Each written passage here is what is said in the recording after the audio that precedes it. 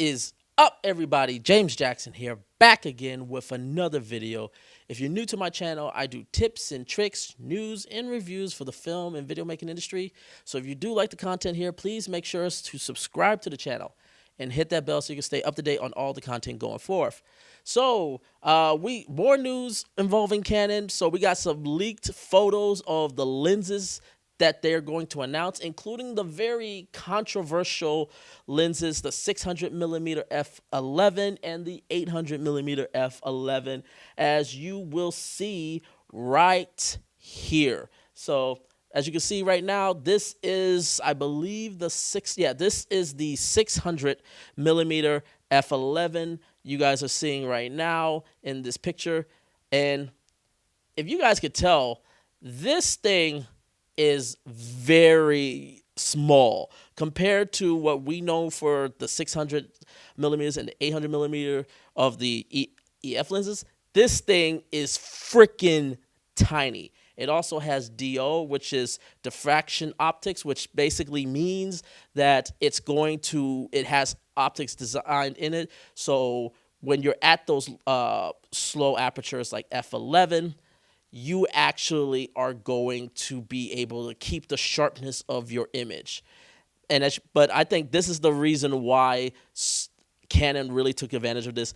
Having a lens of that focal length at that size is unheard of. Now, how effective is this going to be? We don't know. Again, f11 is there's not a lot of light hitting the sensor, but one of the things I will say is that in certain environments, this is going to be an amazing lens, especially like safari wildlife, desert wildlife. I think this thing is going to sell like hotcakes. So that is the image. Let's go back. There's also some info. Actually, let me close this out. So here's some of the specifications of the 600mm f11. It's a retractable design. It has 10 elements in 7 groups. Again, it has the diffraction optics elements. The minimal focus distance is going to be 4.5 meters. And then the maximum magnification is 0.14 times. So it's also, interesting enough, coming with 5 stops of image stabilization as well, which is going to be a really great combo with something like an R5 or even an R6. And the next thing it's got an 82mm filter diameter, which is going to be great to have with NDs. And then you got the size is going to be 93mm by 199.5 millimeters when retracted, or 269.5 when shooting. And it's going to weigh 930 grams. Let's go down to the Canon RF 800mm f11, and it looks like it's going to be roughly the same. Well, actually, no, it's going to have 11 elements in 8 groups. It's still going to have the diffraction optics elements.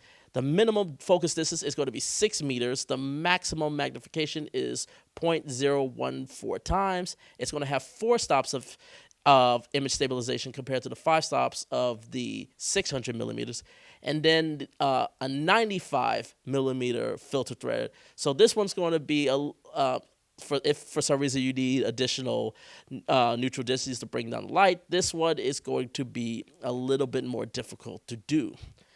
Now we also have the size, which is 101.6 millimeters by 281 millimeters when retracted, or 351.8 millimeters when shooting.